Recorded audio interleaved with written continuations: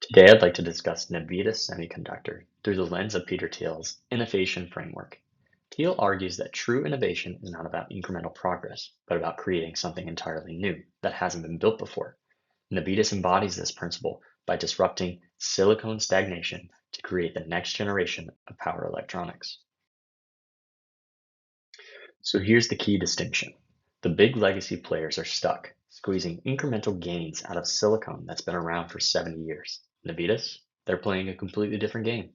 This is a genuine 0 to 1 company. By pioneering gallium nitride, they're not just making a better chip, they have built a proprietary moat through patented monolithic integration. And that's what makes this a real curve jump.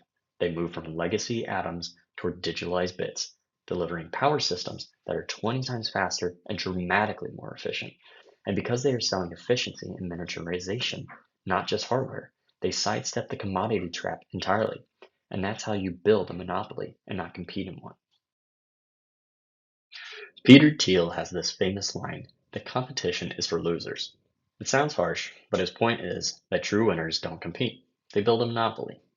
That's exactly what Navitas is doing. They aren't fighting for scraps in a saturated silicon market.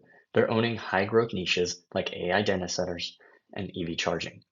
We're talking about performance that is 10 times better than anything traditional tech can touch. This is what Thiel calls high conviction. It's not a lottery ticket play. They've done the hard work to build a technical advantage, and that's what makes them irreplaceable. As Guy Kawasaki says, they've niched themselves into the sweet spot where giants like NVIDIA basically can't live without them. With that being said, taking Thiel's advice too literally isn't risk-free.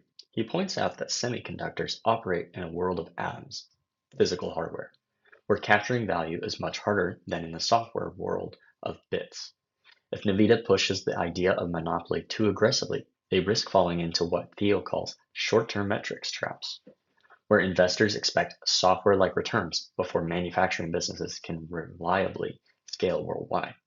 On top of that, while Thiel encourages founders to ignore traditional status games, the semiconductor industry is different. Trust, credibility, and established standards matter, especially when you're trying to partner with companies like Apple or Samsung. Ignoring those norms too early could backfire, hurting Navitas' brand and credibility.